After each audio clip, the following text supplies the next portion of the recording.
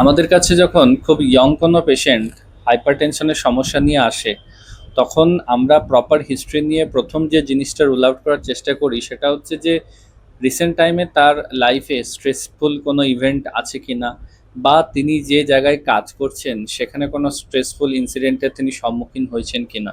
তার কারণটা হচ্ছে, খুব অ্যাডাল্ট বয়সে ফ্যামিলি প্রপার যদি হিস্ট্রি থাকুক বা না থাকুক, সেক্ষেত্রে হঠাৎ যদি আকস্মিকভাবে প্রেশার বেড়ে যায়, তার একটা বড় কারণ হয়ে দাঁড়ায় কিন্তু স্ট্রেস।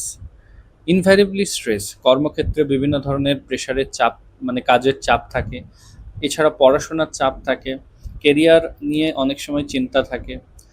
এই সমস্ত জিনিসের কারণে দেখা যায় যে আমাদের স্ট্রেসের পরিমাণ লাইফে বেড়ে যাচ্ছে, এবং সেইখান থেকে সেটা কিন্তু একটা নেগেটিভলি ইম্প্যাক্ট ফেলে।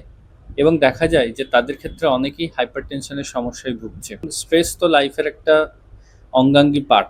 তো এই জিনিসটাকে অ্যাভয়েড করতে হবে, অর্থাৎ জিনিসটাকে আমাদের ওপরে টেক ওভার করতে দিলে হবে না। তো এই জিনিসটা যখন তারা আস্তে আস্তে কন্ট্রোলের মধ্যে আনার চেষ্টা করেন, দেখা যায় যে তাদের মধ্যে একটা ইমপ্রুভমেন্ট আসছে। তো স্ট্রেস জিনিসটা কিন্তু লাইফের জন্য যেমন ক্ষতিকারক, তেমন আমাদের ধমনী, আমাদের আর্টেরিয়াল সিস্টেমের জন্যও ক্ষতিকারক। হাইপারটেনশনের একটা রিস্ক ফ্যাক্টর। সেই কারণে স্ট্রেসফুল যে আমাদের লাইফস্টাইল, এছাড়া বিভিন্ন হ্যাবিট যেমন হচ্ছে সিগারেট খাওয়া বা এই জাতীয় জিনিস, স্মোকিং, এই জিনিসগুলো যদি আমরা কন্ট্রোল করি, তাহলে কিন্তু আমাদের ব্লাড প্রেশার অনেকটাই কন্ট্রোলে থাকে।